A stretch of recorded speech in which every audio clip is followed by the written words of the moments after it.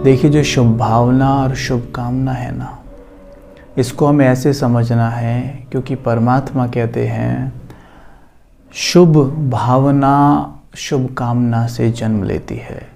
अगर शुभ कामना नहीं है तो शुभ भावना कभी हो ही नहीं सकती। और शुभ भावना को परमात्मा ये भी कहते हैं, शुभ भावना अर्थात शक्तिशाली संकल्प, यानी पावरफुल विचार। अब हमें यहाँ पे चिंतन करना है कि किस तरह से शुभ कामना शक्तिशाली संकल्पों को जन्म देती है और शक्तिशाली संकल्प शुभ भावना को जन्म देते हैं। देखते हैं, मान लीजिए आप एक घर में बैठे हुए हैं। आपका जो घर है वो बिल्कुल सड़क के पास ही है। आप कोई कार्य कर रहे हैं, कोई महत्वपूर्ण कार्य आप कर रहे हैं, कंप्यूटर पे कर रहे हैं, लैपटॉप पे कर रहे हैं, और होता क्या है कि सड़क के बाहर से एक बच्चे की रोने की आवाज़ आती है। बच्चा ज़ोर ज़ोर से रो रहा है। अब ऐसे में आपको विचार चलता है कि ये बच्चा चुप हो जाए ना, मेरा काम हो जाएगा।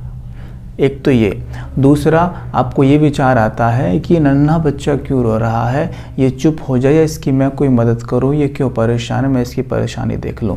वहाँ मेरा कोई स्वार्थ नहीं है कि मेरा काम हो जाएगा कैसे भी, बस ये चुप हो जाए। तो दो चीज़ें हैं, अगर मेरे अंदर ये वाली कामना है कि कैसे भी चुप हो जाए, बस मेरा काम हो जाए, तो इसे शुभ कामना नहीं कह सकते, क्योंकि इसमें मेरा स्वार्थ जुड़ा हुआ है। और जहाँ पर मैं सोचता हूँ कि बच्चे को क्या तकलीफ़ है, सड़क पर अकेला खड़ा क्यों रो रहा है, पहले मैं काम छोड़ूँ, थोड़ा 2 मिनट इसे देख के आता हूँ, तो ये होती है शुभ कामना। जैसे शुभ कामना है तो देखो, श्रेष्ठ संकल्प, शक्तिशाली संकल्प, मदद करने वाले संकल्प चले ना, तो शुभ कामना जन्म देती है अच्छे प्यारे डिवाइन थॉट्स को।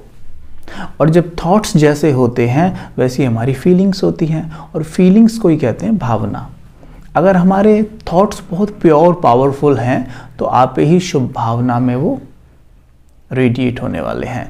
तो शुभ भावना इस तरीके से रखनी है। जो परमात्मा कहते हैं कि शुभ कामना और शुभ भावना हमें रखनी है, वो इस तरह से रहेगी। तो शुभ कामना सबसे पहले चेक करना है। शुभ कामना मतलब कामना मेरी शुभ है, किसी के प्रति मैं किसी को परिवर्तन करना चाहता हूँ, उसमें मेरा तो कोई स्वार्थ नहीं है। मैं चाहता हूँ कि ये इस तरह नहीं, इस तरह के कपड़े पहने, इसमें मेरा तो कोई स्वार्थ नहीं है।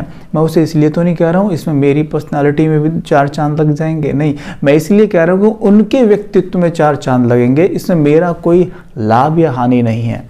ये होती है शुभ कामना। इसमें मेरा अपना कोई निजी स्वार्थ ना हो।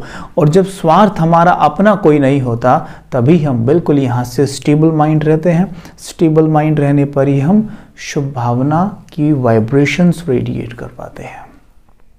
तो इस बात को हमें विशेष समझना है। ये बहुत छोटी सी बात है लेकिन बात थोड़ी गहरी है। कई बार हम मूंझ जाते हैं, समझ नहीं पाते हैं, है ना। तो इसे हमें इस तरीके से समझना है।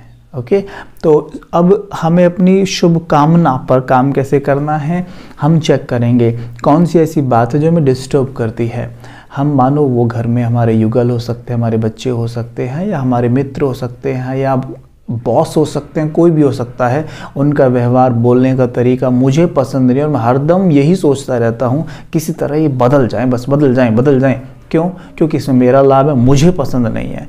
एक पहलू ये भी है कि वो अगर बदल जाए इसमें उनका लाभ है, क्योंकि अगर कोई कड़वा बोलता है तो उसे बहुत सारे नुकसान उठाने पड़ते हैं, है ना। तो वो मीठा बोलेंगे तो उनको लाभ होगा। तो एक तो ये मेरी कामना है, ये शुभ कामना हो जाएगी।